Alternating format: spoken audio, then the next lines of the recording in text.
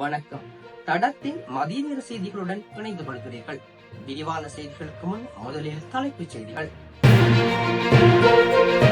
விவசாயிகளுக்கு வங்கிகளுக்கு வரும் பணம், வெளியான முக்கிய அறிவிப்பு. மாணவர்களுக்கு கல்வி அமைச்சு வெளியிட்ட மகிழ்ச்சி தகவல். இடியுடன் கூடிய மழை, மக்களுக்கு வெளியான அறிவிப்பு. பருவமழை காலத்தில் ஏற்பட்ட பயிர் இழப்பீடுகளுக்கான இழப்பீடு விவசாயிகளுக்கு வழங்கப்பட்டு வருகின்றது.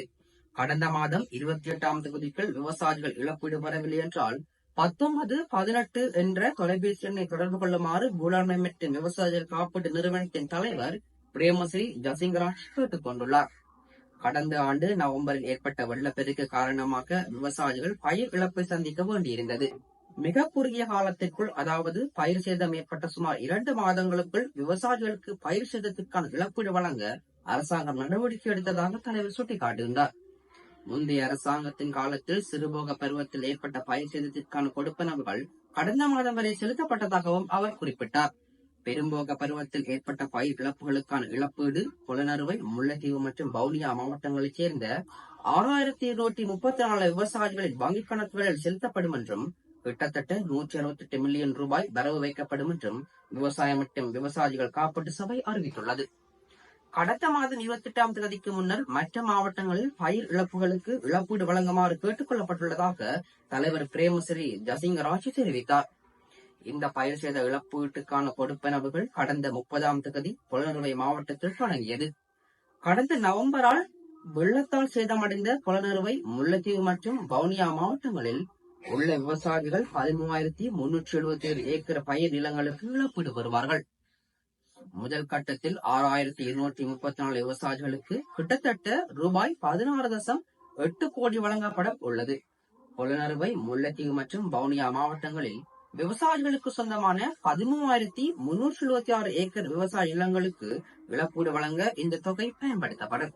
மகா பருவத்தில் பயிர் சேத கொடுப்பனவுகளை செய்யும் போது நெல் விவசாயிகளுக்கு முதலில் பணம் செலுத்தப்படும் என்றும், பின்னர் மக்காச்சோள விவசாயிகளுக்கு இழப்பீடு வழங்கப்படும் என்றும் தலைவர் கூறுகின்றார். 2ஆம் கட்டத்தின் கீழ் மன்னார், அனுராதபுரம், யாழ்ப்பாணம், கிளிநொச்சி, அம்பாறை மற்றும் மட்டக்களப்பு மாவட்டங்களில் உள்ள விவசாயிகளின் பயிர் சேதத்திற்கு இழப்பீடு பெறுவார்கள்.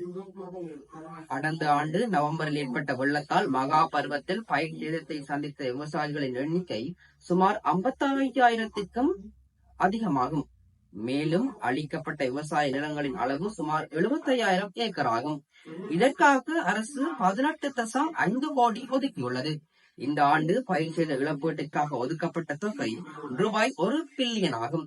இழப்பீடு வழங்குவதில் ஏற்படக்கூடிய முறைகேடுகளை தடுக்கும் நடவடிக்கையாக வேளாண்மை மற்றும் விவசாய காப்பீட்டு சபை இந்த இழப்பீட்டு தொகையை நேரடியாக சம்பந்தப்பட்ட விவசாயிகளின் கணக்குகளில் வரவு வைக்க நடவடிக்கை எடுத்துள்ளது.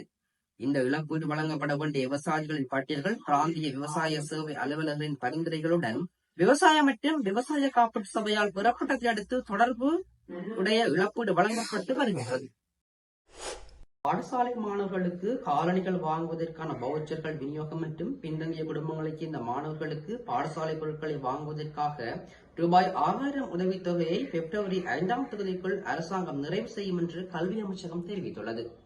280க்கும் குறைவான மாணவர்களை கொண்ட பாடசாலைகள் காலணிகள் வாங்குவதற்கு அதற்குரிய வவுச்சர்களை பெற தகுதியுடையவை. அந்த பாடசாலைகளில் உள்ள அனைத்து மாணவர்களுக்கும் வவுச்சர்களை விநியோகிக்கும் பணி இறுதிக்கட்டத்தில் இருப்பதாக கல்வி அமைச்சகம் தெரிவித்துள்ளது. இதற்கிடையில் நிவாரண பொதியில் சேர்க்கப்படாத குறைந்த வருமானம் குடும்பங்களைச் சேர்ந்த மாணவர்களுக்கு பாடசாலை புத்தகங்கள் மற்றும் உபகரணங்களை வாங்குவதற்கான ரூபாய் 6,000 உதவித்தொகையை 5ஆம் தேதிக்குள் செலுத்த முடிக்க திட்டமிடப்பட்டுள்ளது. இதன் கீழ் சலுகைகளை பெறும் மாணவர்களின் எண்ணிக்கை 5 லட்சத்திற்கு அருகில் இருக்கும். 250க்கும் குறைவான மாணவர்களை கொண்ட பாடசாலைகளில் அஸ்வசும நலனுக்கு தகுதி பெறாத அனைத்து மாணவர்களும் இந்த நிதியுதவிக்கு தகுதியுடையவர்கள். காலி, மாத்தறை, களுத்துறை மற்றும் ரத்னபுரி மாவட்டங்களில் சில இடங்களில் மாலை அல்லது இரவில் மழையோ அல்லது இடியுடன் கூடிய மழையோ பெய்யக்கூடிய சாத்தியம் காணப்படுவதாக வளிமண்டலவியல் திணைக்களம் எதிர்ப்பு கூறியுள்ளது. வளிமண்டலவியல் திணைக்களம் இன்று வெளியிட்டுள்ள அறிக்கையில் இதனை தெரிவித்துள்ளது. மேலும் நாட்டின் ஏனைய பிரதேசங்களில் பிரதானமான சீரான வானிலை நிலவும் எனவும் எதிர்பார்க்கப்படுகின்றது. மேல் சப்ரகமுவ, மத்திய, வடமேல் மற்றும் ஊவா மாகாணங்களிலும் காலி மற்றும் மாத்தறை மாவட்டங்களிலும் மற்றும் சில இடங்களில் காலை வேளையில் பனிமூட்டமான நிலை காணப்படும் எனவும் எதிர்பார்க்கப்படுகின்றது. இது போன்ற செய்திகளை தெரிந்து கொள்ள தடம் நியூஸ் சேனலை சப்ஸ்கிரைப் செய்து அருகில் உள்ள பெல் பட்டனை கிளிக் செய்யுங்கள். மேலும் இது போன்ற செய்திகளை உடனுக்குடன் தெரிந்து கொள்ள தடம் FM.com என்ற இணையதளத்தின் வாயிலாகவும் எங்களுடன் இணைந்து கொள்ளுங்கள்.